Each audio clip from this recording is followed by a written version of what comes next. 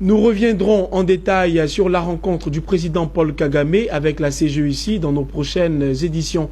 Intéressons-nous toujours au Rwanda pour parler cette fois-ci de Kigali, sa capitale, qui fait l'une des fiertés de l'Afrique. En effet, Kigali est déclarée par l'ONU la ville la plus propre d'Afrique et la troisième ville la plus verte au monde. Plusieurs institutions internationales comparent la qualité de vie à Kigali à celle de New York aux États-Unis. Comment le président Paul Kagame a su fédérer les Rwandais à sa vision de l'ordre et de sa propriété? Élément de réponse dans ce document inédit et exclusif de Business 24. C'est un reportage de Jean-Charles Sibahi, commenté par Jérémy Aouri. Le Rwanda, pays de l'Afrique centrale.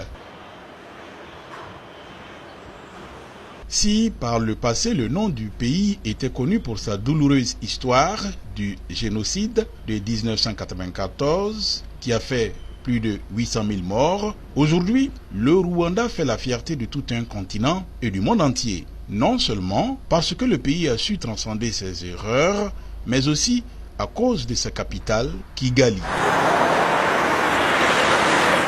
dont la renommée a traversé les frontières africaines du fait de son cadre de vie. Ici, l'on est tout de suite frappé par la propreté de la ville, des parcs parfaitement entretenus, des maisons soignées, des immeubles de bureaux flambant neufs et une armée de balayeuses à la tâche. Difficile de trouver l'ombre d'un déchet par terre. Et les habitants s'y promènent sans problème de jour comme de nuit. La ville est devenue une des plus propres et sûres du continent. Tout paraît en ordre. Conséquence, l'ONU Habitat a déclaré Kigali comme la ville la plus propre d'Afrique en 2016, pour la troisième année consécutive. En 2017, elle a été couronnée meilleure capitale africaine. D'après le Courrier international, qui cite les services des ressources humaines des Nations Unies, le confort de vie y serait en effet presque comparable à celui de New York, aux États-Unis. En plus d'être la ville la plus belle d'Afrique, Kigali est également la troisième ville la plus verte au monde. La ville aux 1000 collines, c'est la propriété. La propriété, ça franchement, j'avoue qu'ils sont... c'est un exemple à suivre, c'est un exemple à copier. Kigali, je suis amoureuse.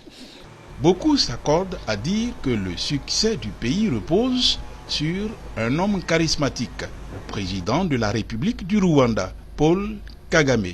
L'homme a su fédérer son peuple autour d'une vision. Au Rwanda, chaque 100 maisons constitue ce que le pays appelle un village. Les habitants se choisissent un chef qui a pour mission de les organiser afin de rendre leur lieu d'habitation propre. Chaque mois, tous les derniers samedis, c'est obligatoire, les habitants donnent 3 heures de leur temps à rendre leur quartier propre et à faire d'autres travaux communautaires. Personne ne s'y dérobe, même les autorités politiques et les opérateurs économiques étrangers. La loi est la même pour tous.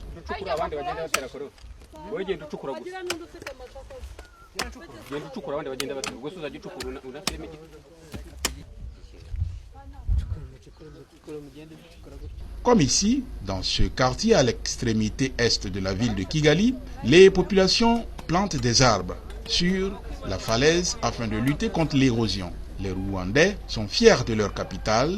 Tous les premiers samedis, c'est une tradition, toutes les grandes artères sont fermées à la circulation automobile. C'est le jour du cross ou de la marche populaire. Il n'est pas rare de voir le président Paul Kagame y participer.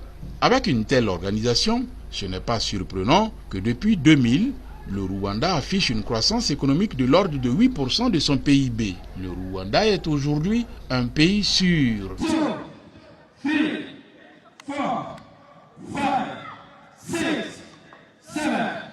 Kigali, sa capitale, attire des touristes qui affluent du monde entier.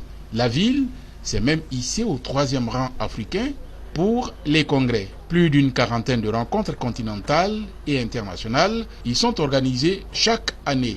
Le Rwanda est un exemple pour tous les pays africains. Son président de la République, Paul Kagame, est aujourd'hui le président de l'Union africaine. Comme il a réussi pour son pays, saura-t-il fédérer les autres nations autour d'une vision commune? notamment le projet de création de la zone de libre-échange sur le continent. Ce projet devrait aider les États du continent à réunir leurs propres ressources pour financer le développement de l'Afrique. Seul l'avenir nous le dira.